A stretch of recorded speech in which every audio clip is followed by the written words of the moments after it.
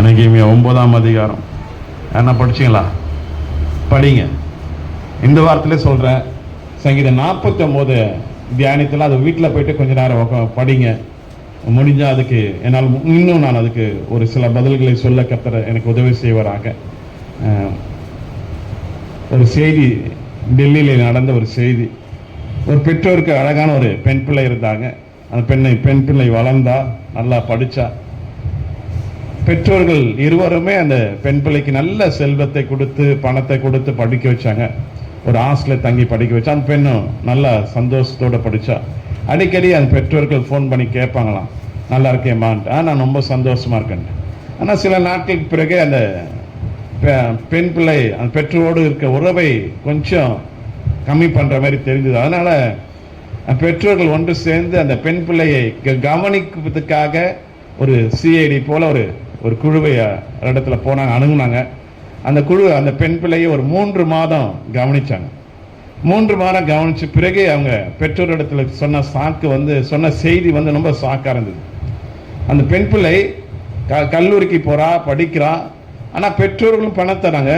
இன்னும் பணம் தேவை என்று தன்னுடைய வாழ்க்கையை விபச்சார விடுதலை போயிட்டு விற்று, சரீரத்தை விற்று பணத்தை எடுத்து சுகபோகமான ஒரு வாழ்க்கை வாழ்வதற்காக அந்த பெண் பிள்ளை எப்படியாய் தன் வாழ்க்கையை கடத்துக்கலாம். இந்த செய்தியை கேட்ட பெற்றோருக்கு நம்ப முடியாத இருந்தது. நம்ம பணத்தை கொடுக்குறோம், செல்வத்தை கொடுக்குறோம், அன்பு செலுத்துகிறோம். ஆனால் இன்னும் பணத்துக்காக இந்த பெண் இப்படி போராடு என்று நம்ப முடியாத ஒரு காரியமாக இருந்தது. இன்றைக்கு செய்தியுடைய தலைப்பை நான் யார் மேல் நம்பிக்கை வைப்பேன்.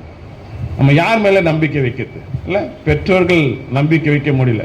நான் படிக்கலாமா? எபேசியர் 1ஆம் அதிகாரம், எபேசியர் 2ஆம் அதிகாரம் 11ஆம் வசனம் 12ஆம் வசனம் படிக்கலாமா?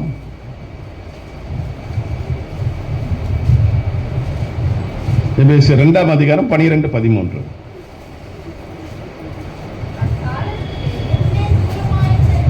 எபேசியர் 2ஆம் அதிகாரம் 11, 12. ஆனபடியினால் நல்லா கவனிக்கணும். முன்னே மாம்சத்தின்படி புறஜாதியா இருந்து மாம்சத்தின் கையினாலே விருத்த சேதனம் உடையவர்களாய், விருத்த சேதனம் இல்லாதவர்கள் எனப்பட்ட நீங்கள் அக்காலத்திலே கிறிஸ்துவை சேராதவர்களும் இஸ்ரவேலுடைய காணியாட்சிக்கு புறம்பானவர்களும் வாக்குத்தத்தத்தின் உடன்படிக்கை அந்நியரும் என்னது நம்பிக்கை இல்லாத மக்களாய் வாழ்ந்து கொள்ளும். ஒரு காலத்தில் இப்படிதான் வாழ்ந்தோம். நம்முடைய நம்பிக்கை இன்றைக்கு யார் மேல இருக்கிறது சொல்ல முடியுமா? நம்ம யாரை நம்பி கொண்டு இருக்கிறோம்? நம்ம நம்பிக்கை யாரு?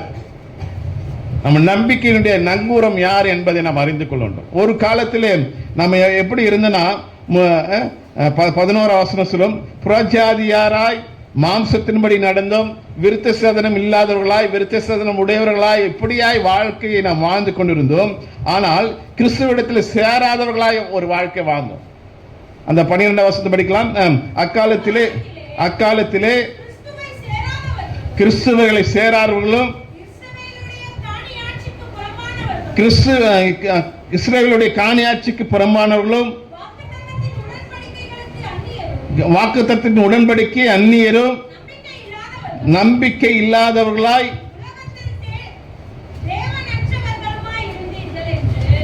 இருந்தீர்கள் என்று நினைத்துக் கொள்ளுங்கள். நம்ம எப்படி வாழ்ந்தோம்னா 12ஆம் வசனம் சொல்லுது, இயேசுவினிடத்தில் சேராத மக்களாய், இஸ்ரவேலுடைய வாக்குத்தத்தத்தின் இஸ்ரவேலுடைய காணாட்சிக்கு புறம்பான மக்களாய், உடன்படிக்கைக்கு வாக்குத்தத்தின் உடன்படிக்கை அந்நியராயிருந்தோம், நம்பிக்கை இல்லாத இருந்தோம், இவ்வுலகத்திலே தேவையற்றவர்களா இருந்த நீங்கள் இப்ப யாருடையவர்களா இருக்கீங்க?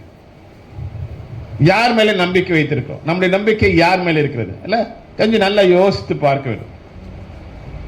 சங்கீதம் 20ஆம் அதிகாரம், சங்கீதம் 20ஆம் அதிகாரம் 7, 8 படிக்கலாமா? சில ரதங்களை குறித்து சில குதிரை குறித்து மேன்மை பாராட்டுகிறார்கள். நாங்களோ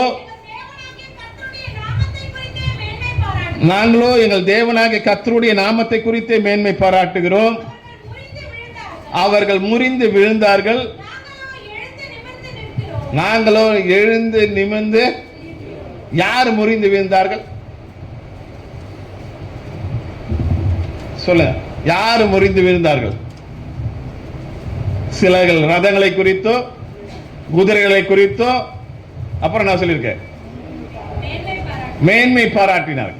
இன்றைக்கு நம்ம இந்த உலகத்தின் மேல் நம்பிக்கை, சங்கீதம் 49 நீங்க மறக்காதீங்க, எதை குறித்து மேன்மை பாராட்டி கொண்டிருக்கோம். இல்ல, நம்முடைய நம்பிக்கை எது, நாம் எந்த நம்பிக்கை, யார் மேல நம்பிக்கை வைத்திருக்கிறோம் என்பதை நாம் அறிந்து கொள்ள வேண்டும். நீங்களும் நானும் வாழ்ந்த காலத்தில் வாழ்ந்தவர் ரிச்சர்ட் உமரன்.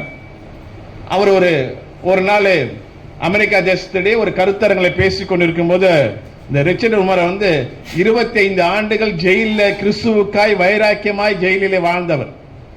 ஒரு கருத்தரங்களை பேசிக் கொண்டிருக்கும் போது அவர் சொன்னாரு, தன்னுடைய சட்டையெல்லாம் கீழ்ச்சி எடுத்து வெளியே வச்சுட்டு சொன்னாரு, அவர் சரீரத்தை காமிச்சாரு, 96 காயங்கள், கிறிஸ்துவுக்கு பிரசங்கிக்க கூடாது, இயேசுவை பற்றி பேசக்கூடாது என்று அடித்த 90 காயங்களுக்கு காமிச்சு சொன்னாரு, இதை குறித்தே மேன்மை பாராட்டுகின்றார்.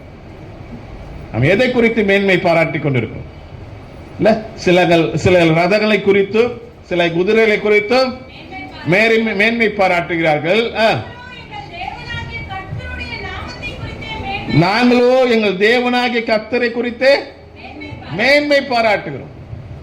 2002 தான் நடந்தது. அவர் இப்படிதான் சொன்னாரு, என் மேல் இருக்க நான் கிறிஸ்துவுக்காய் அனுபவித்த இந்த பாடுகள் கஷ்டங்கள் இதுவே என்னுடைய மேன்மையா இருக்கிறது. நம்ம நினைச்சு கொண்டிருக்கோம் நாம் தான் இன்னைக்கு தரித்திரரா வரோம், ஆனா இருவ பாடல பாடின போல இரு கையில என்ன பண்ணோம், இரு பரிவாரத்தோடு வாழ்ந்து கொண்டிருக்கிறோம்.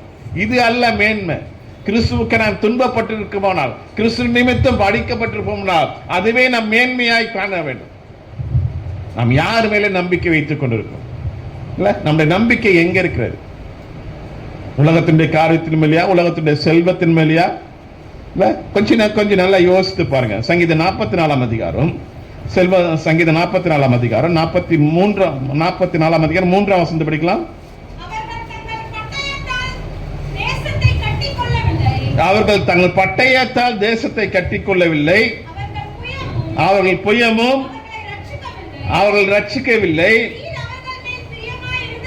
நல்லா கவனிக்கணும். ஏன் நாம் இந்த உலகத்தின் மேல, இந்த உலகத்தினுடைய காரியத்தின் மேல, இந்த உலகத்தினுடைய செல்வத்தின் மேல, உலகத்தினுடைய மனிதர் மேல நாம் நம்பிக்கை வைக்க கூடாதுன்னா, அவர்கள் தங்கள் பட்டயத்தால் தங்களை என்ன பண்ணவில்லை, கட்டி கொள்ளவில்லை. அவர்கள் புயத்தால் அவர்களுடைய புயம் அவர்களை என்ன பண்ணல, ரட்சிக்கவில்லை. நீர் அவர்கள் மேல் பிரியமா இருந்தபடியால் உமது வலது கரமும் உமது புயமும்.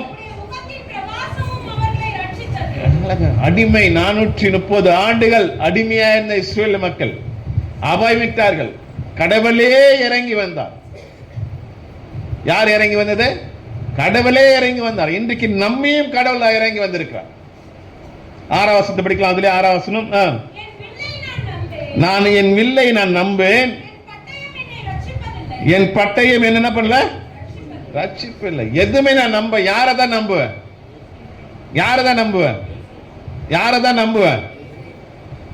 அப்படியே வாய் முன்ன இந்த இது அதுக்கு நாம வரல. நம்ம யாரத்தான் நம்ம நம்பிக்கை யாரு? நம்முடைய நம்பிக்கை யாரு? இன்னும் சொல்லல. சில பேர்ல வாய் திறக்காம இருக்கிறீங்க. நம்முடைய நம்பிக்கை யாரு? ஆமா, அந்த தெய்வம் தான் நம்மளை தேடி வந்தது. நம்முடைய இயேசுநாதர் எப்படி தெரியுமா? ஏன் அவரை நம்பணும் தெரியுமா? கொஞ்சம் நல்லா யோசிச்சு பாருங்க. அந்த எஜமானுக்கு 100 ஆடு இருந்துதான். அந்த எஜமானுக்கு எத்தனை ஆடு இருந்தது? 100 ஆடு இருந்தான். அதுல ஒரு ஆடு காணாது போச்சான். அந்த எஜமா அந்த 100 ஆட்டை வனாந்தரத்தில் விட்டுட்டு காணாமல் போன ஒரு ஆடை, அது ஆடு இல்லைங்க, ஆத்துமாவை தேடி வந்தார். என்னை தேடி வந்த தெய்வம், என்னை கண்டுபிடித்த தெய்வம். நீங்க லூக்கா 15ஆம் அதிகாரம் திருப்புங்களேன். அவர் என்னை தேடி வந்த தெய்வம், என்னை கண்டுபிடித்த தெய்வம், என் காயங்களை அற்றின தெய்வம். அந்த ஒரு பக்தன் இப்படியா சொல்றான், அந்த ஒரு ஆடு தன் தேவைகளுக்காக, தன்னுடைய ஆசைகளுக்காக நம்ம எங்கன்னா போய் சுகபோகமா மேலாண்டு போயிச்சான். அப்படி போன அந்த ஆடு வழி திருப்பி போன அந்த ஆட்டை எப்படியாவது கண்டுபிடிக்க வேண்டும் என்று ஒரு ஆசை இருந்தது அந்த எஜமானுக்கு. ஏன் அந்த ஆசை இருந்தது தெரியுமா? அது எங்கன்னா போயிட்டு இருந்தனா மிருக ஜீவன்கள் அடிபட்டு செத்துருமே, எங்கன்னா முள்ளில் அடிபட்டு இருக்குமே என்று என்பதுக்காக அவர் என்ன பண்ணார்? அவர் என்ன பண்ணாரு? 4ஆம் வசனம் படிக்கலாம். லூக்கா 15:4.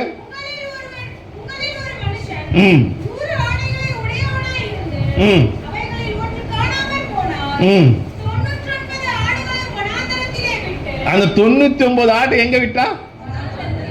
ஒரு ஆடு தானே காணாத போச்சு. விட்டுருக்கலாம்ல, விட்டுருக்கமே, விட்டுருக்க கூடாது. ஒண்ணு தானே போச்சு. 100ல் 1 போனாங்க, 99 இருக்குது. அந்த தெய்வத்தை கொஞ்சம், நம்முடைய தெய்வத்தை கொஞ்சம் நினைச்சு பாருங்க. இங்க நினைச்சா தான் நீங்க, அவருக்கு 99 ஆடு இருக்குதுங்க, ஒரு ஆடு தானே போச்சு, ஒரு ஆத்மா தானே போச்சு. அப்படி உள்ள அந்த எஜமான் அந்த 99 ஆட்டை எங்க தான் விட்டுருக்காரு? அவரு வனாந்தரத்தில் தான் விட்டுருக்காரு. அதை விட்டுட்டு அந்த படிக்கலாம், 99 ஆட்டை வனாந்தரத்தில் விட்டு அது கண்டுபிடிக்கும் அளவு என்ன பண்ணிருக்காரு அவரு? அந்த கண்டுபிடிக்கும் அளவு அந்த ஆடு எங்க போனதுன்னு தெரியாது. அது எவ்வளவு சுகபோகமா இச்சையான வாழ்க்கை வாழ்ந்ததுன்னு தெரியாது. அது எவ்வளவா தன் ஆத்மாவை கெடுத்து கொண்டிருக்குன்னு தெரியாது. எந்த முள்ளில் மாற்றி கொண்டிருக்குன்னு தெரியாது.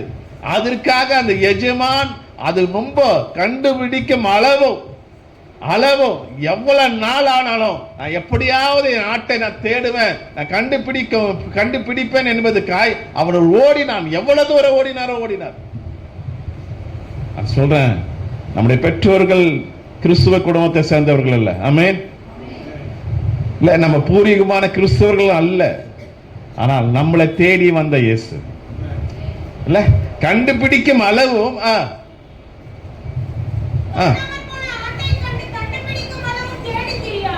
கண்டுபிடிக்க அளவு என்ன பண்றாரு? அவரு திரிந்தாருங்க. நம்ம குடும்பத்தில் எத்தனை பேர் இருக்காங்க? 5 பேர் இருக்கிறாங்க, 4 பேர் இருக்கிறாங்க, 2 பேர் இருக்கிறாங்க.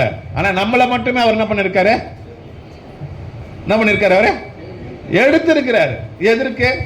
இந்த உலகத்தின் மேல ஆசை வச்சு, இந்த உலகத்தின் மேல ஓடுறதுக்கா, உலகத்தின் பின்னாடி ஓடுறதுக்கா, அவரை நம்பதுக்கு. சங்கீதக்காரர் சொல்றால, சிலர் குதிரைகளை குறித்து ரதங்களை குறித்து மேன்மை பாராட்டுகிறார்கள், நாங்களோ எங்கள் தேவனை குறித்து அந்த அதற்காக தான் தேவனை நம்மளை தெரிந்து கொண்டார். நம்ம ரொம்ப நான் ரொம்ப விபச்சாரக்காரன், பொல்லாத சிந்தனை உள்ளவன், ரொம்ப திருடன், கேப்பு மாதிரி. அப்படிப்பட்ட என்னையும் கடவுள் என்னை தேடி வந்திருக்காருன்னா அவர் எவ்வளவு பெரியப்பட்ட தெய்வம், அவர் எவ்வளவு இரக்கமுள்ள தெய்வம், அவர் நம்ம மேல எவ்வளவு அன்பு வைத்திருக்கார். என்கிட்ட சொல்லுவாங்க சில பேர் வீடு சந்திக்கு, அவங்க ரொம்ப தவறி போகிறாங்க, அவங்கள விட்டுடுங்க, அவங்க கிட்ட ஏன் போறீங்க? இல்ல, இயேசுநாதர் அப்படி யாருன்னா விட்டுருக்காரா? அந்த 1ஆம் வசனம் பார்த்துல பரிசேயர் சொல்ற பாவியோட சாப்பிடுறாரு. இல்ல, எல்லா பரிசேயரும் வேதப்பார சொன்னாங்க, இவன் பாவியோடு சாப்பிடுறாரு. அவர் பாவியில் வச்சுக்க தான் இயேசுநாதர் வந்தாரு. எங்க முள்ளில மாட்டு தன்னுடைய சரீரத்தை கெடுத்து கொண்டிருக்கிறது, தன்னுடைய ஆத்மாவை கெடுத்து கொண்டிருக்கிறதோ அந்த ஆத்மாவை தேடித்தான் இயேசுநாதர் வந்தார். அதே நிலைமை தான் எனக்கும் உங்களுக்கும். நல்லா ஞாபகம் வச்சுக்கோ, நம்ம மிகப்பெரிய பரிசுத்தவான்கள் அல்ல, நீதிமான் குடும்பத்தில் பிறக்கல, கல்லுக்கும் மண்ணுக்கோ மரத்துக்கோ அடிமையா இருந்தோம். எவனா ஒரு காலத்துல மஞ்சள் துணி கட்டின, சிவப்பு துணி கட்டின எவனா ஒரு காலத்துல உட்கார்ந்து ஐயா நீ சொல்லு நான் கேட்கிறேன்னு காலத்துல வாழ்ந்து கொண்டிருந்தோம். அப்படி வாழ்ந்து கொண்டிருந்த நம்மளை ஐயா அந்த மூடதனத்திலிருந்து, அந்நியராய் இருந்து, புரஜாதியா இருந்த நம்மளை அவருக்கு சொந்தமாக்க முடியும். இப்ப நீங்க எபேசியர் 2ஆம் அதிகாரம் 13ஆம் வசனத்தை படிக்கலாம். லூக்கா 15ஆம் அதிகாரத்தை படிச்ச, முன்னே தூரமா இருந்த நீங்கள் இப்போது கிறிஸ்து இயேசுவுக்குள். மறுபடியும் படிக்கலாம். முன்னே தூரமாய் இருந்தீர்கள், இப்பொழுது கிறிஸ்து இயேசுவுக்குள். எதனால சமீபமானா? இயேசுவே ரத்தத்தினாலே சமீபமா இருந்தோம். ஆனா சமீபமா இருந்த நம்ம யார் மேல நம்பிக்கை வைத்திருக்கோம்? கொஞ்சம் நல்லா இப்ப என்ன பாருங்க, அந்த தகப்பனார் அந்த பிள்ளையை நம்பி ஒரு ஹாஸ்டல்ல ஒரு இடத்துல படிக்க வச்சாரு, அப்படிதானே? உண்மையா நடந்த செய்தி, செய்தித்தாளில் வந்த செய்தி இது. அந்த தகப்பனார், இன்னும் நான் அதை மேல சொல்ல விரும்புறேன், அந்த தகப்பனார்கள் தாயும் தகப்பனோ அந்த பெண்ணை நம்பி பணத்தை கொடுத்து அழகான சுகமான ஒரு இடத்துல தங்க வச்சு படுக்க வச்சாங்க. ஆனா அந்த பெண் தன்னுடைய பெற்றோருக்கு நம்பிக்கையுள்ளவளா இருந்தாளா? நம்பிக்கையுள்ளவளா இருந்தாளா? இல்ல. இயேசுநாதர் இந்த உலகத்துல நம்மள அப்படிதான் நல்லா எல்லாவற்றையும் கொடுத்து இங்க வாழ வச்சிருக்காரு. ஆனா நம்ம யாருக்கு நம்பிக்கையுள்ளவளா இருக்கோம்? அவர் நம்பிக்கை கெடுத்து கொண்டு இருக்கிறோமா? கொஞ்சம் யோசிச்சு பாருங்க. அவர் நம்மளை நான் மறுபடியும் படிக்கலாம். லூக்கா 15ஆம் அதிகாரம் 5ஆம் வசனம் படிக்கலாம். கண்டுபிடித்த பின்பு கண்டுபிடித்த பின்பு இல்ல, அது எங்க போட்டது? 99 ஆட்டை கூட இருக்க வேண்டிய அந்த ஆடு, அது வேணா எனக்கு போதும், நான் போய் தனியா போய் எங்கன்னா போய் சாப்பிட்டுக்குவேன், எங்கன்னா போய் திருட்டுத்தனமா திருடுவேன், எங்கன்னா போவேன், என் ஆசையை நிறைவேற்றுவேன் ஓடின அந்த ஆட்டை கண்டுபிடித்த பின்பு. நல்லா புரியுதா? நல்லா புரியுதா? நல்லா புரியுதா? இல்ல, எங்கேயோ ஓடின, நம்ம எதற்கோ அடிமையா இருந்தோம், ஏதோ திருட்டு வேலை பண்ணி கொண்டு இருந்தோம். அப்படி எங்கெங்கயோ போன நம்மளைய இயேசுநாதரை தேடி வந்த தெய்வம். ஆமென். அவர் நம்மளை தேடி வந்த தெய்வம். நம்ம அவர் தேடி போல, அவர் நம்மளை தேடி வந்தார். அவர் நம்மளை தேடி, அவர் நம்மளை கண்டுபிடிச்ச பின்பு இல்ல, முதல்ல படிக்கலாமா? கண்டுபிடித்த பின்பு சந்தோஷத்தோடு. நல்லா கவனிக்கணும். நம்மளால என்ன பண்ணிருப்போம்? கொம்பு எடுத்துக்கின்னு, ஏய் எவ்வளவு என்ன அலைய விட்டுருக்கிற, ஏன் எங்கெல்லாம் ஓடி வந்து அடிப்போம் அடிக்க மாட்டோமா? அதானே நியாயம், அதானே நியாயங்க. அந்த தகப்பனார், அந்த எஜமான் எவ்வளவு அன்பு உள்ளவர். அந்த அன்பை நீங்க அசட்ட பண்ணாதீங்க. போனவரை பார்த்தாலும் அந்த கிருபையை நீங்க போக்கடிக்காதீங்க. எத்தனை பேருக்கு இந்த ஆலயம் இல்லாத இருக்கிறது? எத்தனை பேருக்கு இயேசுநாதர் யாருன்னு தெரியாத இருக்காங்க? எத்தனை பேருக்கு இந்த வேதம், ஐயா வேதத்தை படிக்க எனக்கு ஆசையா இருக்குதுயா, என் மொழியில என்னோட மொழியில வேதாகம் எனக்கு வேண்டையா எனக்கு கிடைக்கிற ஏங்கி கொண்டிருக்கிற எத்தனை தலைமுறைகள், எத்தனை இன மக்கள் வாழ்ந்து கொண்டிருக்காங்க தெரியுமா? ஆனா அவங்களுக்கெல்லாம் கிடைக்காத ஒரு பாக்கியத்தை கடவுள் இன்றைக்கு கொடுத்திருக்கிறோம். நம்ம அந்த பாக்கியத்தை நாம் போக்கடித்துக் கொண்டிருக்கிறோமா? இன்னும் நீங்க அரபு நாடுகளில் போனீங்கன்னா, இன்றைக்கும் அரபு நாடுகளில் போனா வேதாகமத்தை கையில் எடுத்து போக முடியாது. வேதாகமத்தை சேர்ந்து ஒரே வேதாகமத்தமாய் படிக்க முடியாது. நான் கேட்ட செய்தி என்ன தெரியுமா? ஒவ்வொரு தாளை கீழ்ச்சி பத்திரமா எடுத்துன்னு போயிட்டு, ஒவ்வொரு தாளும் ஒரு வாரத்துக்கு ஒரு தாள், ஒரு தாளை கீழ்ச்சி பாய்க்கில் வச்சுன்னு போவாங்களாம். போயிட்டு படிச்சுட்டு எடுத்து மறுநாள் கொடுப்பாங்களாம். ஆனா நம்முடைய நிலைமையை தான் இன்றைக்கு அப்படியா? விதவிதமா வேதாகமத்தை நாம் வைத்துக் கொண்டிருக்கோம். ஏன் நம்முடைய இந்திய தேசத்துல, ஜார்க்கண்ட், உத்தரப்பிரதேசத்துல இப்படி அழகா ஒரு இடத்துல உட்கார்ந்து ஆராதிக்க முடியாது. வேதாகமத்தை எடுத்துக்கின்னு ஜெயிலுக்கு, வேதாகமத்தை எடுத்துக்கின்னு ரோட்டுக்கு போக முடியாது. எவ்வளவு ஒரு பாக்கிய பெற்ற மக்கள் இல்ல? அந்த தகப்பனார் அதை கண்டுபிடித்த பின்பு அவர் என்ன பண்றாரு? அவரை கண்டுபிடித்த பின்பு தோல் அது என்ன பண்ணாரு? பெரிய சந்தோஷம் அவருக்கு. ஆத்மாவை நான் கண்டுபிடிச்சிட்டேன். ஒரு ஆத்மா மனம் திரும்புது பரலோகத்துல பெரிய சந்தோஷமா. அப்படி தான் கண்டுபிடிச்சு உங்களை என்ன பண்ணாரு? அவர் சந்தோஷப்பட்டு எங்க தூக்கி போட்டாரா? தோளுமல்ல. யார் போடுவா? யார் போடுவா? யார் போடுவா? அப்பா போடுவார். அப்புறம் யார் போடுவா? தாத்தா போடுவார். அப்புறம் யார் போடுவா? மாமா போடுவான். மற்றவன்லாம் தோல் மலை தூக்கி போட முடியாது. நல்லா கவனிக்கிறீங்களா? அப்படி நம்மளை தோளு மேலே சுமந்தவர். உபாகத்தில் சொல்றது, கழுகு தன் குஞ்சிகளை சுமப்பதை போல அவர் நம்மளை தோளு மேலே சுமந்து வந்திருக்கார். ஆமென். அந்த தோளு மேலே சுமந்து வந்த தெய்வத்துக்கு நாம் என்னையா செய்து கொண்டு, யாரை நம்பிக்கொண்டு இருக்கு? எது மேல இருக்கு நம்முடைய நம்பிக்கை? எது மேல இருக்கிறது? யாரை நம்பிக்கொண்டு இருக்கோம்? கொஞ்சம் யோசித்து பாருங்க. ஃபாதர் இப்படியா ஒரு பாட பாடினார், நான் இயேசுவாலால் நான் இயேசுவால் தெரியாதா உங்களுக்கு? தெரியுமா? பாடலாமா? நான் இயேசுவாலா பிடிக்கப்பட்டவன்,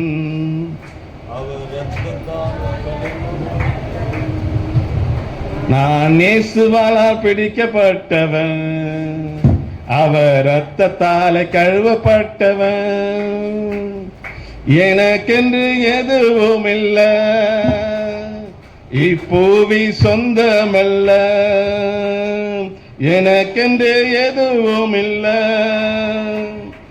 இப்பூவி சொந்தமல்ல, எல்லாமே இயேசு இயேசு இயேசு, எல்லாமே இயேசு இயேசு இயேசு.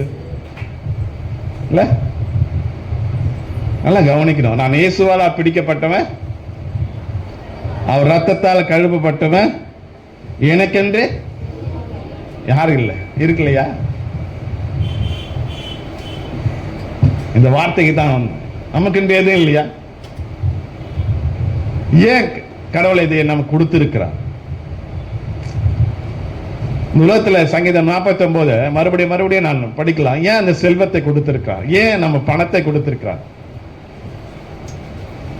கொஞ்சம் நம்ம சிந்திக்க போறோம். நம்ம யாரை நம்பிக்கொண்டிருக்கோம்? பணத்தையா, பொருளையா? யாரை நம்பிக்கொண்டிருக்கோம்? யார் மேல நம்ம நம்பிக்கை வைத்துக் கொண்டிருக்கோம்? ஒரு 4 வசனத்தை மட்டும் நான் காமி கொடுக்கிறேன். யோபு 31 அதிகாரம். வேதாகமத்திலே முதலாம் எழுதப்பட்ட புத்தகம் யோபு. ஆபிரகாமுக்கு முன்பாக, ஈசாக்குக்கு முன்பாக, யாக்கோபுக்கு முன்பாக எழுதப்பட்ட புத்தகம். வாழ்ந்த மனிதன் யோபு. அந்த யோபு இப்படியா எழுதுறாரு. யோபு 31 அதிகாரம் 24 வசனம் படிக்கலாம்.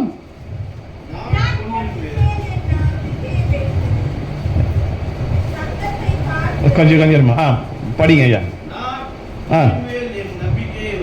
நான் என் பொன்னில் மேல் என் நம்பிக்கை வைத்து, தங்கத்தை பார்த்து, நீர் என் ஆதரவு என்று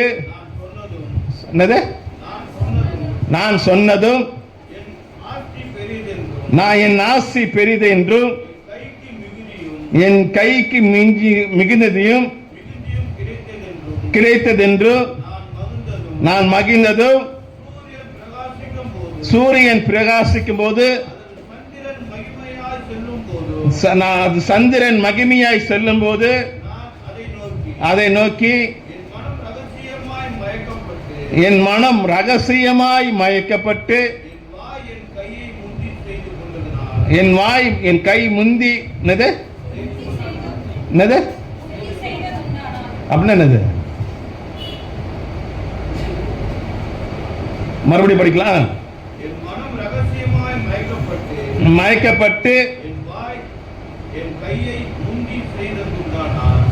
என்ன செய்தது? அப்படின்னா வச்சுக்கலாமா?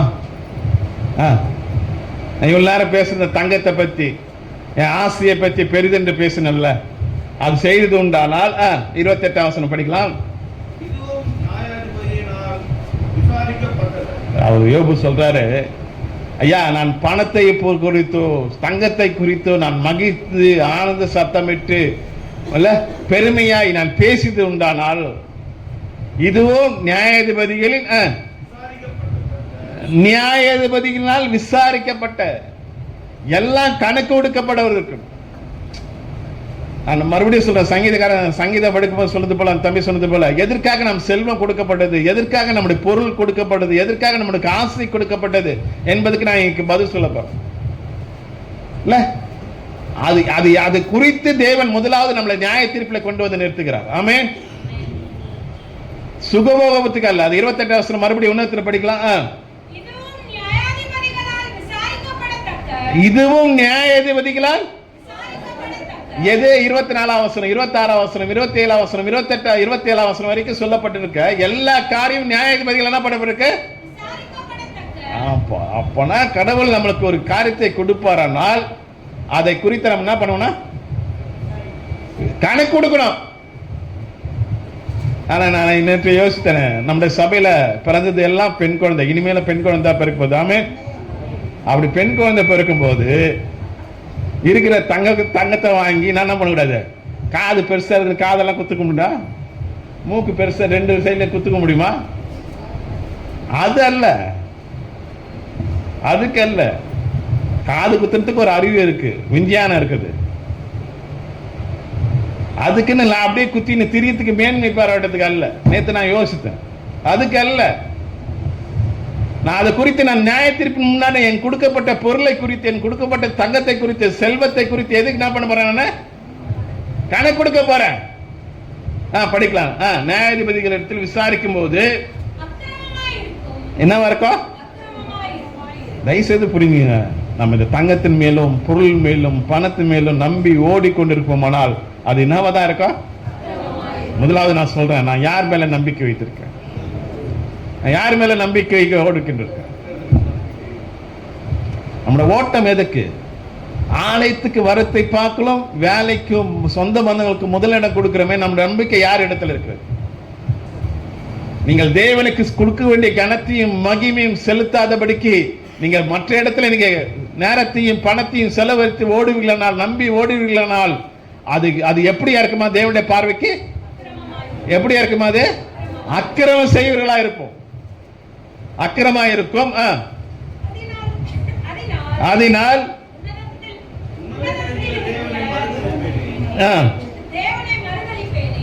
தேவனை சொல்றான் யோபு, அதனால் நான் என்ன பண்றேன், தேவனை மறுதலிப்பா இருப்பேன். அப்ப அதனால தான் சொல்றான், பொண்ணா மனைவி பார்த்து சொன்னான், ஏய் பைத்தியக்கார பேசுற மாதிரி பேசுறியே, தேவனிடத்தில் நன்மை பெற்றனால் தேவனிடத்தில் என்ன பண்ணக்கூடாது, தீமையை அனுபவிக்க கூடாதா? யோபு 13ஆம் அதிகாரம் 15ஆம் வசனம் சொல்லுது, அவர் என்னை கொன்று போட்டாலும் அவர் மேல நான் இருப்பேன். நானே நம்ம யார் மேல நம்பிக்கையா இருக்கோம்? இந்திய தேசத்துல பர்தீப் பட்டேல் என்று ஒரு அம்மா ஜனாதிபதியா இருந்தாங்க. அந்த அம்மா ஜனாதிபதியா இருக்கும் போது வரும்போது ஒரு ட்ரக்குனதுல ஒரு வேன்ல பொருளை கொண்டாந்தாங்களாம் ஜனாதிபதியா இருக்கிறதுக்கு. ஆனா போகும்போது 27 ட்ரக்கு மேல வெளியே பொருள் எடுத்துன்னு போனாங்க. ஏபி அப்துல் கலாம் நம்முடைய இந்தியா தேசத்துக்கு ஜனாதிபதியா இருந்தார். வரும்போது 2 சூட்கேஸோட வந்தாராம். போகும்போது என்ன பண்ணார், அவரா 2 சூட்கேஸோட போனாராம்.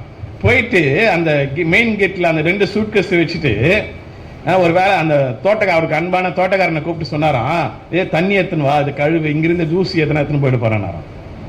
நான் சொல்றது புரியுதா? நான் சொல்றது புரியுதா? இது யார் செய்தது? இஸ்லாம் சகோதரர். அவர் கிறிஸ்துவ பள்ளியில படிச்சவர். அவர் சொல்லல, எனக்கென்று எதுவும் இல்லை, நான் யாரால் கழுவப்பட்டவன், இயேசுவால் பிடிக்கப்பட்டவன். இல்ல, நம்ம எப்படி வாழ்ந்து கொண்டிருக்கிறோம்? யார் மேல நம்பிக்கை வைத்திருக்கிறோம்? கடவுள் எதற்காக இந்த செல்வத்தையும் பணத்தையும் நமக்கு கொடுத்திருக்கிறான் என்பதை நான் படிக்க வேண்டும். நீங்க படிங்க, பாருங்களா, 1 தீமோத்தேயு 6ஆம் அதிகாரம் படிச்ச 1 தீமோத்தேயு 6ஆம் அதிகாரம் 17ஆம் வசனம் படிங்களா. உலகத்திலே பணம் இருந்தாவே நம்ம நடக்க மாறிடும். கயித்துல ஒரு செயின் போட்டார், என்னது, என்ன செயின், அது பேரு மைனர் செயின். அது போட்டாவே என்ன பண்ணா, என்ன மைனர் செயினை போட்டு பட்டன் பூட்டி வைக்கணுமா? சொல்லுங்கய்யா, பூட்டி வைக்க கூடாது. நீ பூட்டி வச்சாலும் பொண்டாட்டி வந்து சொல்லுவா, எதுக்கு எங்க அம்மா செயின் வாங்கி கொடுத்தாங்க, போடியா. அது என்ன பண்ண, அது வெளியே அதில் உலகத்திலே ஐஸ்வர்யம் உள்ளவர்கள் என்ன சிந்த, இருமாப்பான சிந்தனை. பணம் வந்துட்டாவே தனி இருமாப்பு வந்துருங்க. இருமாப்பான சிந்தனை இல்லாம உள்ளவர்களாய், எது என்னது அந்த பணம் என்ன வேஸ்டுங்க. நம்ம அதுக்கு தான் ஓடிக்கணும் இருக்கும். அந்த ஐஸ்வர்யத்தின் மேல் நம்பிக்கை வைக்காமல் வையாமலும் நாம் அனுபவிக்க சகல விதமான நன்மைகளையும் நமக்கு சம்பூரணமாய் கொடுக்கிற, இப்ப நம்முடைய நம்பிக்கை யார் மேல இருக்கணும்? இல்ல, நல்லா கவனிக்கணும்.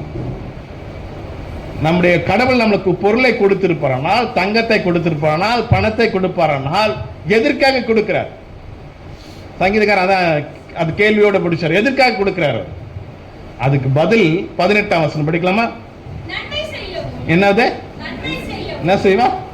நன்மை செய்வோம், நற்கிரிகளில்.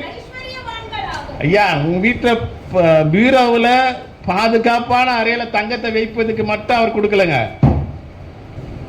பேங்க்ல லாக்கர்ல வைக்கிறதுக்கு மட்டும் அவர் பணத்தை கொடுக்கல. எதுக்கு பணத்தை கொடுத்திருக்காரு தெரியுமா? நன்மை செய்வோம், நற்கிரியினால் ஐஸ்வர்யனாகவும், தாராளமாய் கொடுக்கிறவர்களோ, உதாரணமும் உதாரண குணமுள்ளவர்களாக இருக்கவும், நித்திய ஜீவனை பற்றி நல்லா கவனிக்க வேண்டும். 19ஆம் வசனம், நித்திய ஜீவனை பற்றி கொள்ளும்படிக்கு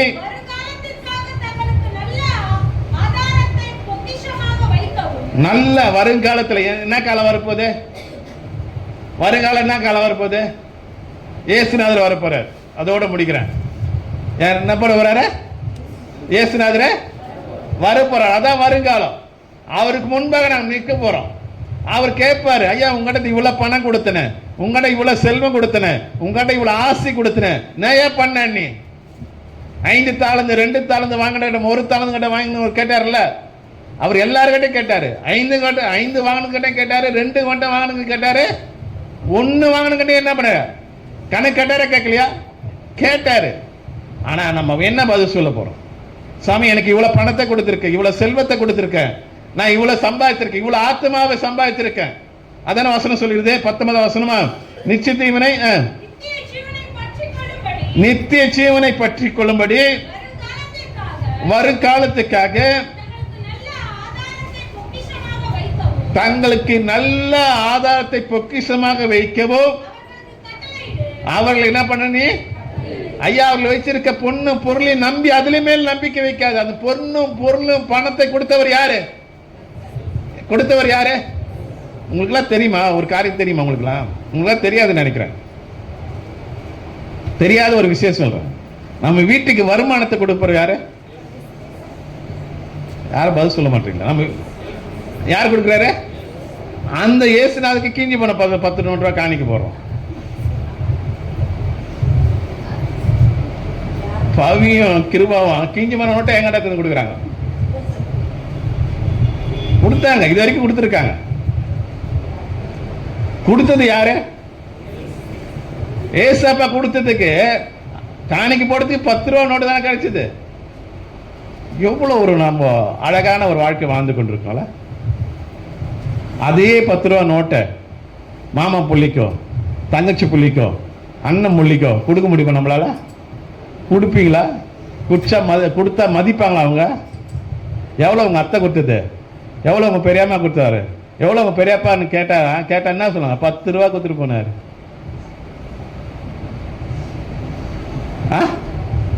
சொல்றது தப்பா ரைட்டாங்க?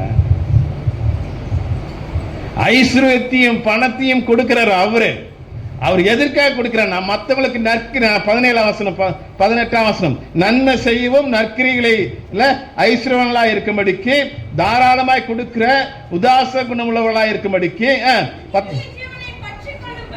நிலையான வாழ்க்கை பற்றி கொள்ளும்படிக்கு. நீங்க நல்லா கவனிக்கணும். நான் தைரியமா சொல்லுவேன், நிமிர்ந்து சொல்லுவேன். நீங்க கொடுக்கிற காணிக்கை ஊழியத்துக்கு மட்டுமே செலவு பிடிக்கப்படுகிறது. ஆமென். யாரும் சொல்ல மாட்டீங்க. ஒரு பாஸ்டர் என்ன கூப்பிட்டு, ஐயா ரொம்ப தப்பு பண்றீங்க, நீங்க ரொம்ப தப்பு பண்றீங்க ஐயா, இது மாதிரிலாம் விட்டீங்கன்னா அப்புறம் எங்களுக்கு பிரச்சனை ஆயிடும். நான் இப்படியே கேட்டேன். தசமபாகம் நீங்க தான் எடுத்துன்னு போனோம். அவர் சொன்னாரு, ஒரு தம்பியை வச்சிருக்கேன், அவன் தசமபாக பைய அவன் அவருக்கு தெரியும், உட்காந்துருக்க அவருக்கு தெரியும். பைய அவன் என்ன பண்ண மாட்டான், திறந்து விட பார்க்க மாட்டான், அப்படியே எடுத்துன்னு வந்து எங்களுக்கு கொடுத்துருவான். காணிக்க மட்டும் தான் அவன் எண்ணுவான். ஏன்னா தசமபாகம் யாருக்குரியது? எங்களுக்கு போட்டுருக்கா? ஐயா, நாம் கொடுக்கிற காணிக்கைகள் நற்கிரிகள் செய்யப்பட வேண்டும், நன்மை செய்யப்பட வேண்டும், ஆத்துமாக்களை ஆதாயம் செய்யப்பட வேண்டும். அப்படி செய்கின்ற ஊழியத்துக்கு நாம் கீஞ்சி போன 10 ரூபா செல்லுவாத 20 ரூபா போட்டா எப்படிங்க? இல்ல அவர் சொல்றாரு 20ஆம் வசனம் படிங்களா? இப்படி படிக்கூடாது. ஓ தீமோத்தேயே, உன்னிடத்தில் ஒப்புவிக்கப்பட்டதை நீ காத்துக்கொண்டு. என்னது? அவங்க தொடங்கும் போது அந்த தீமோத்தேயுக்கு பவுல் எழுதும் போது சொல்றாரு, ஓ தீமோத்தேயே, உன்னிடத்தில் ஒப்புவிக்கப்பட்ட நீ என்ன பண்ண? நீ நான் ஏன் இவ்வளவு நேரம் பேசுறேன் தெரியுமா? சபை ஒரு ஊழியக்காரனாய், பொறுப்புள்ள ஊழியக்காரனாய் நின்று கொண்டிருக்கிறேன். எனக்கு முன்பாக பலவிதமான ஊழியங்கள் இருக்கிறது. இந்த ஆண்டில் ஒரு புதிய ஊழியத்தை ஆரம்பலான்னு திட்டமிட்டு ஜெபம் பண்ணி கொண்டிருக்கிறேன். இல்ல, பலவிதமான ஊழியம் இருக்கிறது. அந்த ஊழியத்துக்கு நான் எங்க போவேன்? யார் செய்வா? நான் மட்டும் செய்ய முடியுமா? கடவுள் என்கிட்ட வந்து கடை கேட்பார்ல, நீ உனக்கு கடவுள் உனக்கு மட்டும் தான் நான் ஊழியத்தை கொடுத்தனா? மற்றவங்களுக்கு எல்லாம் வந்து உட்காந்துட்டு ஞாயிற்றுக்கு மட்டும் உட்காந்து போத்துக்காக உட்காந்து இருக்கிறேன். ஒன்னே புரியலங்க. கொஞ்சம் என்ன பாருங்களேன். 1ஆம் தேதி காலைல ஆராதனைக்கு 1 மணி நேரம் தூங்காம உங்களால இருக்க முடியலன்னா, அது வெறுக்க முடியல. அப்புறம் நீங்க எதுக்கு நீங்க வரீங்க சபைக்கு? நான் சொல்லது புரியுதா? நான் சபை, நான் வாலிபமான வயசு திருமணம் ஆன பிறகு நான் சபைக்கு போகும்போது 5 மணிக்கு ஆராதனை, 3 கிலோமீட்டர் தள்ளி ஓடுவேன். அந்த 5 மணிக்கு ஆராதனைக்கு எத்தனை கிலோமீட்டர்? செம்மஞ்சேரியில இருந்து நாவலூர் ஏகாட்டூருக்கு 3 கிலோமீட்டர். 5 மணிக்கு ஆராதனைக்கு அங்கே போய் நிற்பேன் நான். இதோ பொண்ணு 2 இடத்த காமிச்சார் எனக்கு.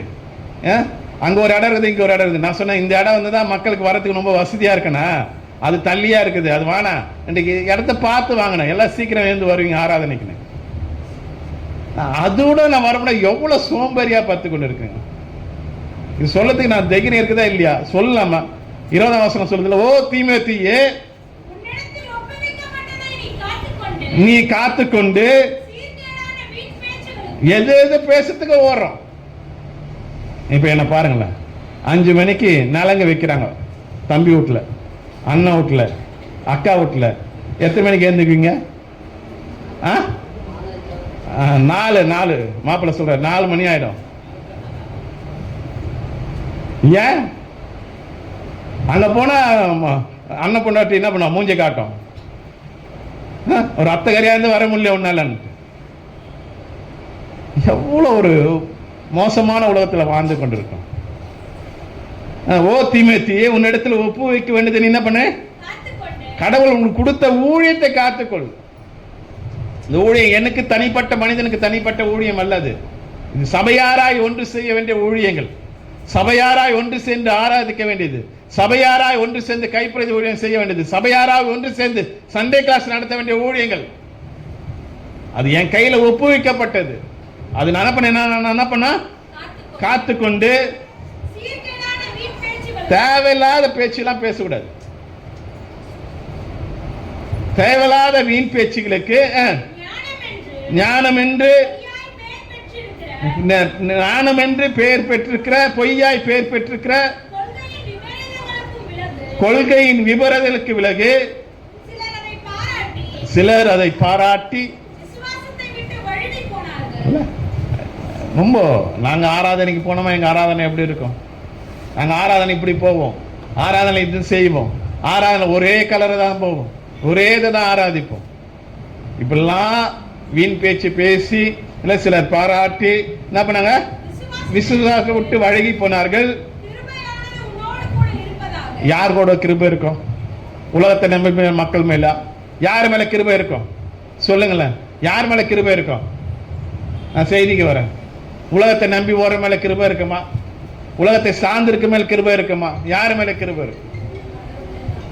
இல்ல, இன்னொரு வசனத்தை எசேக்கியேல் 7ஆம் அதிகாரம், எசேக்கியேல் 7ஆம் அதிகாரம்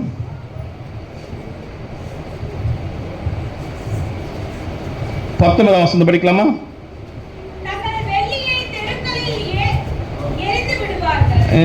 எல்லாம் எடுத்துக்கலாமா? இல்ல எசேக்கியேல் 7ஆம் அதிகாரத்தை எடுத்துக்கலாமா?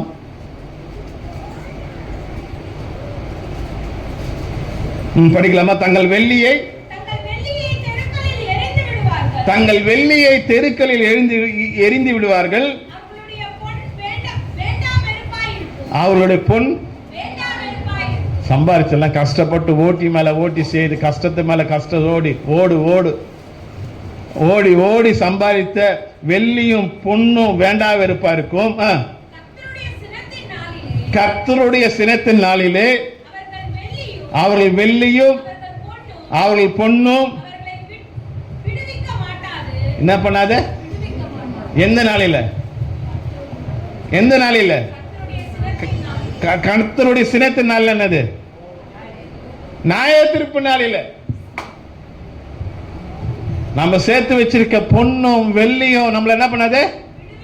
விடுவிக்க. அங்க வந்து பதில் சொல்லாது. இல்ல, நல்லா கவனிக்க வேண்டும். ஸ்வீட்லாந்து தேசத்துல ஒரு அழகான ஒரு தம்பதி வாழ்ந்தாங்க. ரொம்ப கிறிஸ்துவ பக்தி உள்ள தம்பதி. அவங்களுக்கு எமி என்ற ஒரு பெண் இருந்தா. அவளும் தன் தாய் தகப்பனார் வாழ்வது சுகமாய் வாழ்வது போல அந்த பெண் தன் வாலிப நாட்டிலே 17 வயசு வரைக்கும் நல்ல இன்பமாய் உலகத்தினுடைய காரியத்துக்கு. ஆனா பெற்றோர்கள் பக்தியுள்ள ஒரு பெற்றோர்கள். அந்த பெண் எப்படிலாம் வாழணுமோ தன் இன்ப போல வாழ்ந்தார். வீட்டுக்கு வர்றது வந்து ரொம்ப லேட்டா, ரொம்ப கஷ்டமான ஒரு வாழ்க்கை வாழ்ந்து கொண்டு இருந்தான். அந்த பெற்றோர்கள் சொன்னாங்க, அப்பா ஒரு நாள் கூப்பிட்டு சொன்னாங்க, ஐயா நீ பண்றது எமி, நீ பண்றது தப்பு, ரொம்ப நீ தவறு பண்ணி கொண்டிருக்கிற, தேவனுக்கு விரோதமாய் பாவத்தை செய்து கொண்டிருக்கிற, உலகத்தின் காரியத்தை நம்பி ஓடிக்கொண்டிருக்கிற, நீ பண்றது ரொம்ப தப்பு எமி என்றான். அது என்ன பண்ணிட்டான், போனா தன் டோரை சாத்திட்டு 10 நல்லா தூங்கிட்டான். தூணா ஒரு கனவு ஒன்று வந்தது. அந்த எமியை அப்படியே பரலோகத்துக்கு கொண்டு போனாங்க. கொண்டு போகும்போது அந்த பரலோகத்தில் அந்த தேவதூதன் சொன்னாராம், ஒரு அழகான ஒரு வீடு, பெரிய மாளிகையான ஒரு வீடு இருந்ததான். அந்த வீட்டை பார்த்துட்டு அந்த தேவதூதன் எமி சொன்னாராம், இந்த எமி கேட்டான இந்த வீடு யாரு? இது உங்க அப்பாவுக்காக சம்பாதிச்சது. அப்ப எங்க அம்மாவுக்கு இல்ல அவர் சொன்னார் அந்த தேவதூதன், உங்க அப்பா என்ன கிரியை செய்தாரோ அதன்படியே இந்த வீடு கட்டப்பட்டிருக்கு.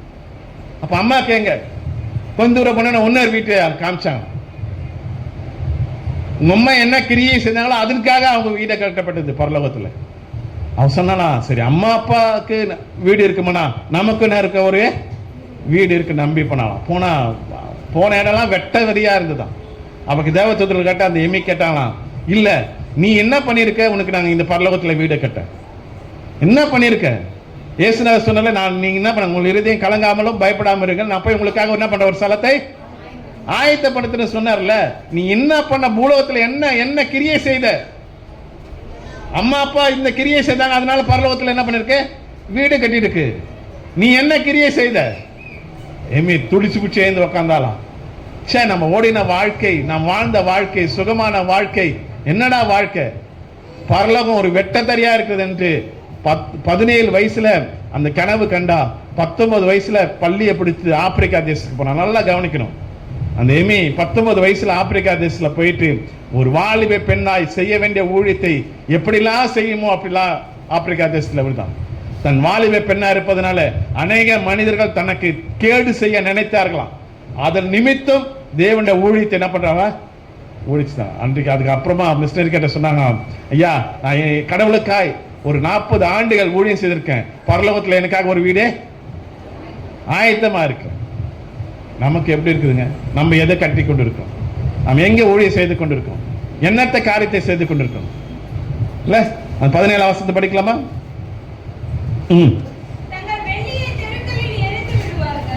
எரிந்து விடுவார்கள், அவர்களுடைய பொன் நம்ம சேர்த்து வச்சிருக்க பாதுகாப்பா இருக்கிறத சொல்றாங்கல்ல.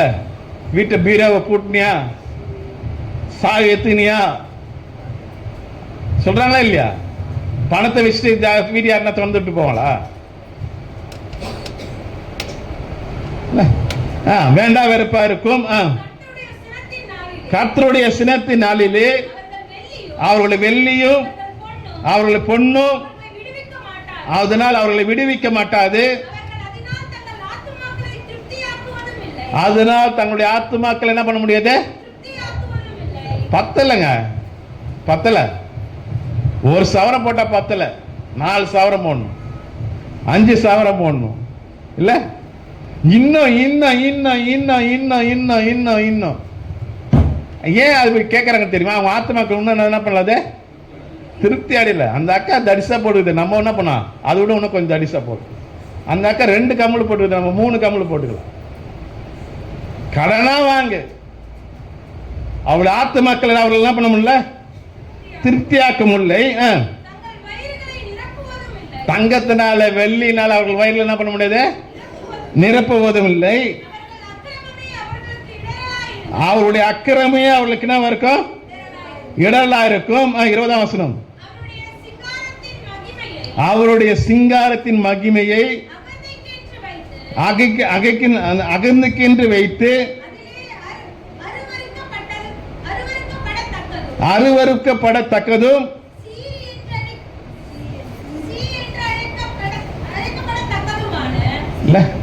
நல்லா கவனிக்கணும்.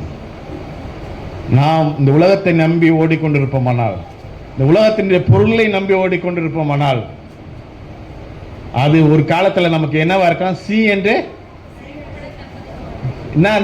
என்ன இருக்காது? நம்முடைய சிங்காசனத்துல 20ஆம் வசனம் மறுபடியும், அவருடைய சிங்காசனத்துல அவருடைய சிங்காரத்தின் மகிமையை அவருடைய கடவுள் நம்மளுக்கு ஒரு நல்ல ஒரு மகிமை கொடுத்திருக்காங்க.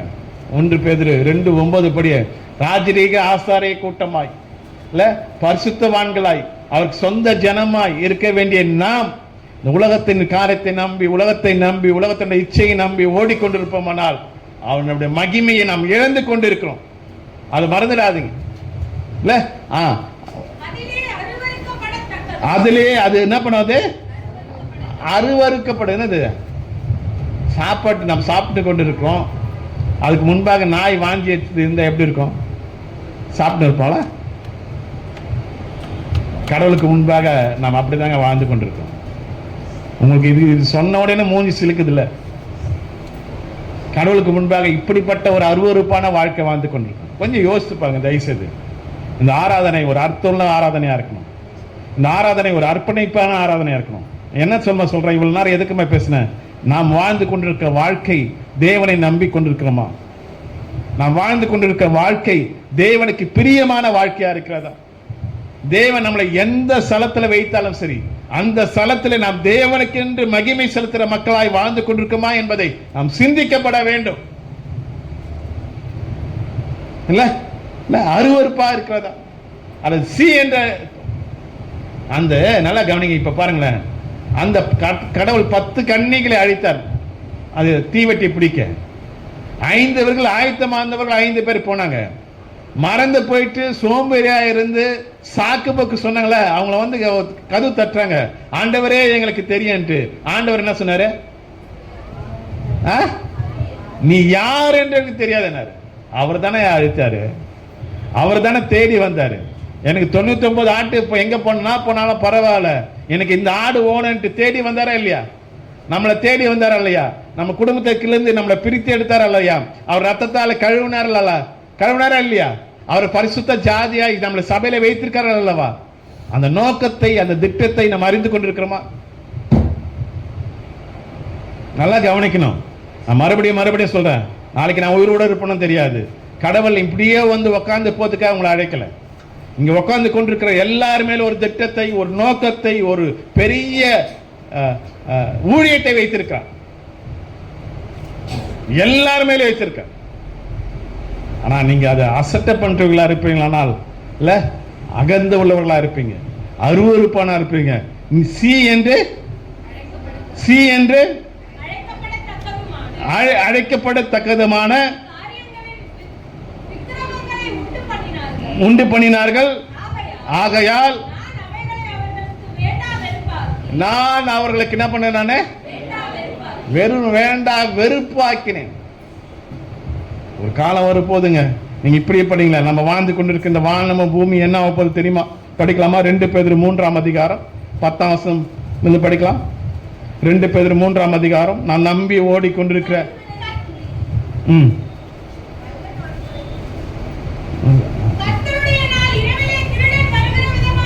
கர்த்தருடைய நாள் இரவிலே திருடன் வருகிறது வரும். அப்பொழுது வானங்கள் மடமட என்று அகன்று போகும். நம்ம நம்பி பூமியை சம்பாதித்திருக்கல, பூமி ஒரு நாளைக்கு உருகி போகும். பூமியும் அதில் உள்ள கிரியைகளும் அழிந்து போகும். இப்படி இவைகளெல்லாம் அழிந்து போகிறபடினால் நல்லா கவனிக்க வேண்டும். நீங்கள் எப்படிப்பட்ட நீங்கள் எப்படிப்பட்ட பரிசுத்த நடக்கையும் தேவ பக்தியும் உள்ளவர்களா இருக்க வேண்டும். இல்ல, நல்லா கவனிக்கிறேன். நான் கர்த்தர் மேல் நம்பிக்கை வைத்திருக்கிறேன் என்று நீ சொல்லுவீர்கள். ஆனால் இல்ல, நீங்க உங்களோட வாழ்க்கை எப்படி இருக்கணும்? முதலாவது எப்படி இருக்கணும்? எப்படி இருக்கணும்? பரிசுத்த நடக்கை. இரண்டாவது தேவ பக்தி. கடவுள், இந்த உலகம், கடவுள் நம்மளுக்கு கொடுத்த இந்த வாழ்க்கையில, இந்த கிறிஸ்தவ வாழ்க்கையில கடவுள் நம்ம கிட்ட எதிர்பார்க்கிறது என்ன தெரியுமா? பரிசுத்த வாழ்க்கை. என் இயேசுநாதருக்கு 2 பொண்டாட்டி கிடையாது. என் இயேசுநாதருக்கு திருடிட்டு நான் எங்க போய் மறையல. என் இயேசுநாதர் யாரை ஏமாத்திட்டு போல. நான் அறிவிக்கிற இந்த இயேசுநாதர் 33 அரை ஆண்டுகள் வாழ்ந்தாரு. அந்த 33 அரை ஆண்டுகள் இன்று வரைக்கும் ஏதாவது குற்றம் செய்துட்டு போலாம் என்று ஒவ்வொரு நாளும் மனிதர்கள் ஆராய்ந்து கொண்டிருக்காங்க. இது வரைக்கும் ஒரு குற்றம் செய்யாத தெய்வம் யாருன்னா அது யாரு? இயேசுநாதர். எவ்வளவு ஒரு பரிசுத்தமான ஒரு வாழ்க்கை வாழ்ந்துட்டு இருக்காரு. அதனாலதான் இயேசுநாதர் சொன்னார், நான் பரிசுத்தர் ஆகியால் நீங்களும். நீங்க இந்த உலகத்துல பரிசுத்தரா வாழ்ந்து ஆகணும். யோசேப்பை போல ஐயோ இது தேவனுக்கு விரோதமாய் பாவமே என்று விலகி ஓட வேண்டிய காலகட்டத்தில் வாழ்ந்து கொண்டிருக்கிறோம்.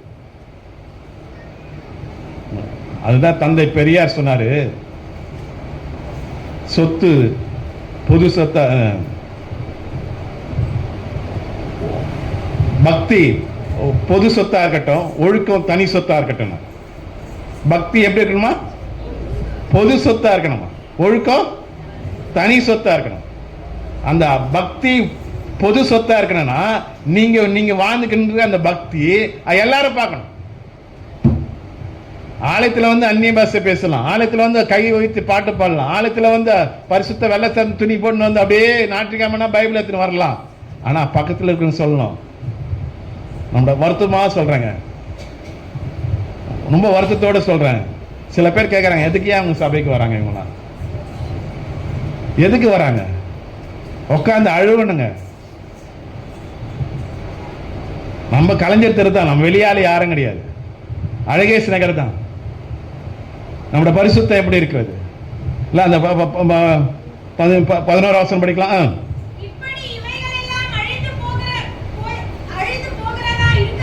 நாம் காண்கின்ற இந்த பொருள்கள், தங்கங்கள், வானம், பூமி, இந்த வானத்தினுடைய கிரிகள் எல்லாம் ஒரு நாளைக்கு அழிந்து போகிறபடியால்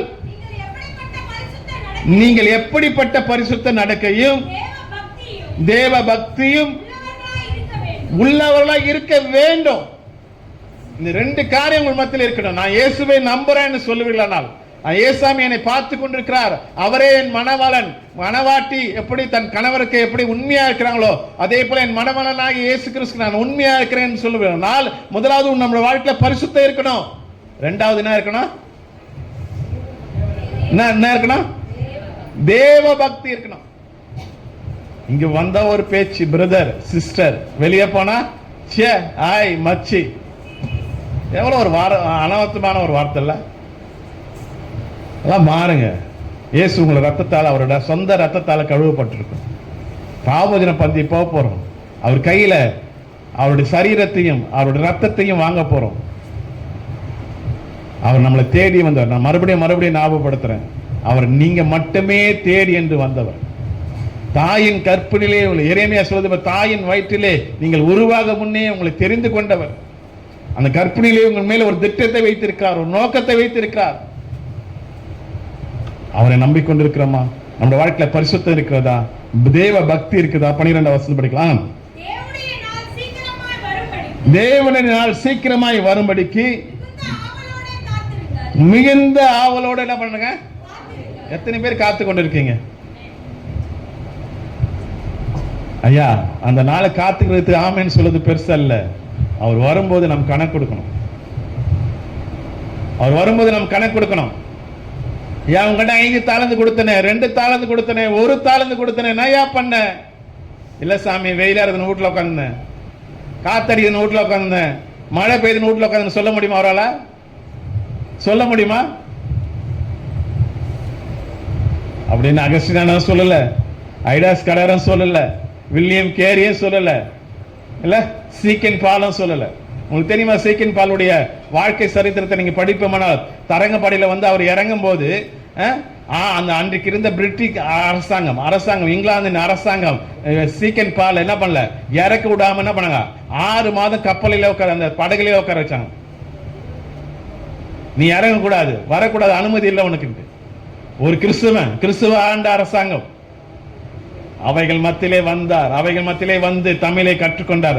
அழகா சொல்லுவாங்க, அவரு அந்த இங்கிலீஷ்ல இருந்து தமிழை கற்றுக்கொள்ள ஆசிரியர் அன்றைக்கு எழுதும் பேனாவும் இல்லை, நோட்டும் இல்லை. எதுல தான் கத்துக்கணும்?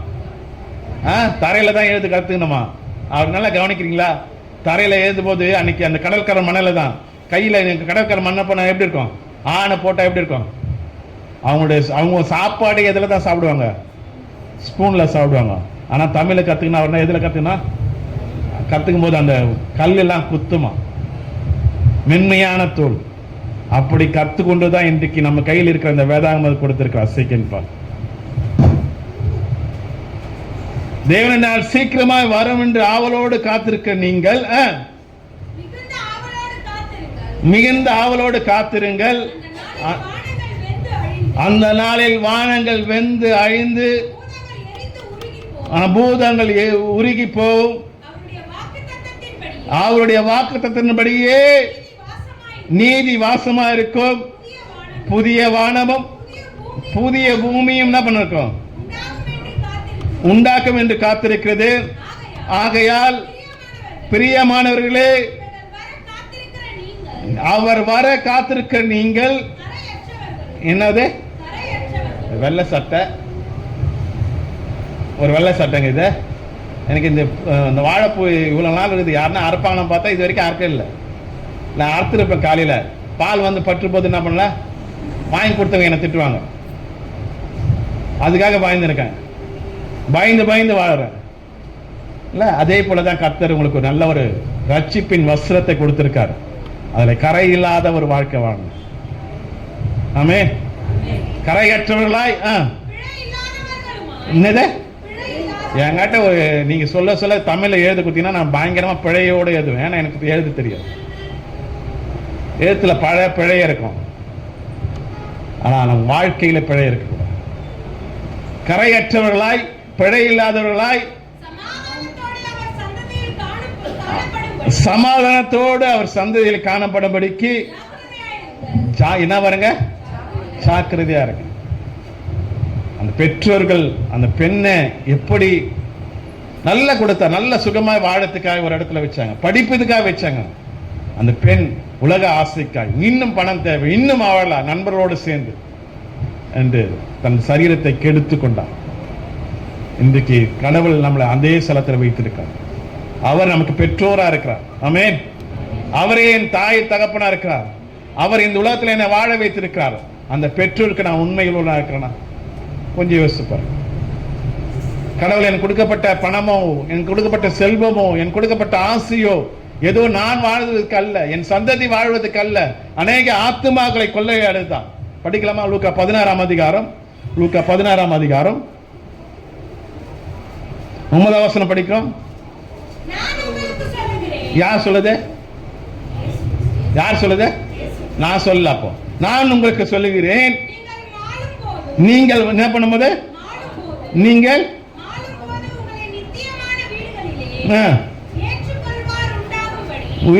ஏற்றுக்கொள்வார் உண்டாகும்படிக்கு அநீதியான உலக பொருளால். அப்படின்னு என்னதுங்க? அப்படின்னு என்னது? மறுபடியும் படிக்கலாமா? நான் உங்களுக்கு சொல்லுகிறேன், நீங்கள் வாழும்போது மாளும்போது கடவுள் இந்த உலகத்தில் வாழ வைத்திருக்கார்ல, நல்லா கவனிங்க, முடிக்கிறேன். வாழ வைத்திருக்கார்ல, இந்த வாழறதுக்கு இந்த வாழ்க்கைய பின்பு ஒரு வாழ்க்கை இருக்கிறது. ஆமென். அது நித்தியமான ஒரு வாழ்க்கை. இந்த உலகத்தின் வாழ்க்கை 60 வருஷமோ 70 வருஷமோ 80 வருஷமோ 30 வருஷமோ தெரியாது. ஆனா வாழ்கின்ற வாழ்க்கை அந்த வாழ்க்கைக்கு ஒத்தவா இருக்க வேண்டும். அந்த வாழ்க்கைக்கு, நித்தியமான வாழ்க்கைக்கு போர்தா இருக்கணும் இல்ல.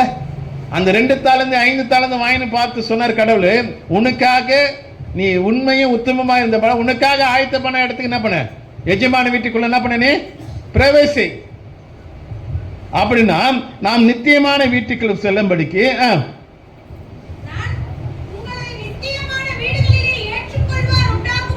நீங்க நித்தியமான வீட்டுக்குள்ள ஏற்றுக்கொள்ளாதபடி அநீதியான எது அநீதியான உலக பொருள்? எது அநீதியான உலக பொருள்? சொல்லுங்க. அநீதியான உலக பொருள் எதுங்க? சொல்லுங்க. அநீதியான உலக பொருள் எது? பணம் அநீதியான உலக பொருள் தான். அது நம்ம கிட்ட இருக்குமா? அது நம்ம கிட்ட பணமா? அது நம்ம பணம். வேற என்ன அநீதியான பணம்? தங்கமோ வெள்ளியோ சொத்தோ எல்லாம் அநீதியான உலக பொருள். இது கடவுள் நம்ம கிட்ட கொடுத்திருப்பாரானால் இது மூலியமா நம்ம பண்ண அநேக ஆத்மாக்களை சம்பாதிக்கணும். பெருமையா சொல்ல, ரொம்ப தாழ்மையோடு சொல்றேன், மன தாழ்மையோடு சொல்றேன், உங்களுக்கு பிரயோஜனமா இருக்குன்னு சொல்றேன். என் கூட வந்தவங்களுக்கு தெரியும், கிளாடி பிறந்த நாள் 120 பிள்ளைங்க இயேசுவை அறியாத குடும்பத்துக்கு இயேசுவே மெய்யான தெய்வன் என்று சொன்னோம். அதுக்கு ஒரு சில பணத்தை நாங்கள் செலவழிக்க வேண்டியதா இருந்தது.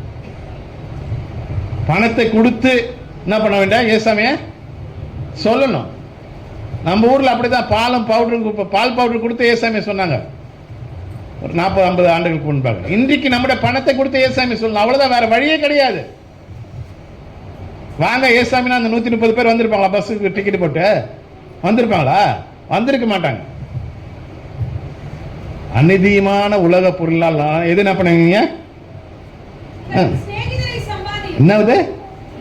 இப்ப அவங்க நம்ம கிட்ட வந்துட்டாங்கன்னா நம்ம யார்? அவளுக்கு நண்பர்கள். ஏசுநாதர் சொன்னார், நீங்களே எனக்கு சிநேகிதர்கள். இன்னைக்கு நம்ம என்ன யாரை நம்பி கொண்டிருக்கோம்? யாரை நம்பி ஓடிக்கொண்டிருக்கோம்? அப்படி எழுந்து நிற்கலாமா? யாரை நம்பி ஓடிக்கொண்டிருக்கோம்? நித்தியமான வீட்டை சம்பாதிக்கிற பிள்ளைகளா இருக்கிறோமா? கொஞ்சம் யோசிச்சு பாருங்க.